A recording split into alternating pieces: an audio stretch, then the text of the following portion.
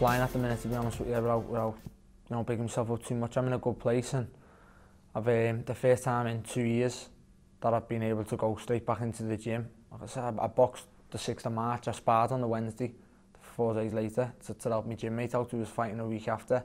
That's never been able to happen for me, even in fights that I haven't been injured that bad. I've always had at least a little bit of bruising on the hands, so you know, it was absolutely great to do. And say I didn't put weight on, you know, I didn't put fat on. You can't put fat on in a week. It's just been great. It's been easier and it's been more enjoyable.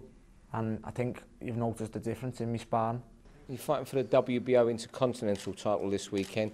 People treat those titles, everyone is sceptical about them, but they are important, aren't they, for world rankings? Yeah, I think they're very important, Steve, and I've always said I do like the international and the intercontinental titles. I think they're the two that give you, the good world rankings, and they're the two that have been around a while. Me and my dad were laughing before. We watched Gary Lockett win the same title, the other night. So they've been around a while, and they do mean things. They do give you good rankings, and people look at them. Even the world champions will look at the intercontinental champion and think, I'll give him a voluntary. Stuff like that. They do work, and they're nice to pick up, and they're always nice belts to have at home.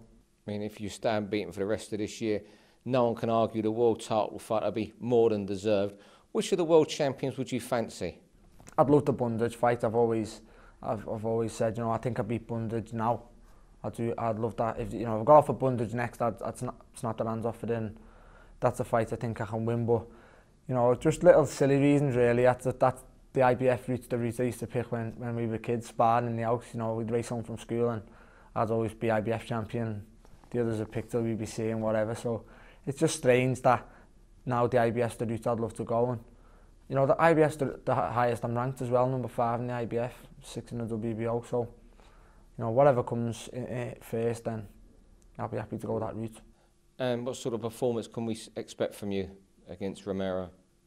If it's anything to go by me sparring, Steve, I think people, I'm going to open up a few people's eyes and get people talking about me again, and I'll just go in and do what I do. I'll concentrate. I'm not going to try and impress anyone, but the position I'm in and where I've been in training, I know I'm going to perform well, and I'm looking forward to Saturday. It's a place I love being. I love boxing, and I love being under the lights. So that's why I've been obviously not happy, because I only had 2 fights last year. Now this is my 2nd fight at the start of this year, so I'll touch back on that. I'm in a very good place at the minute. Are you playing football Sunday? No, I'm going to go to Wembley and watch the Reds.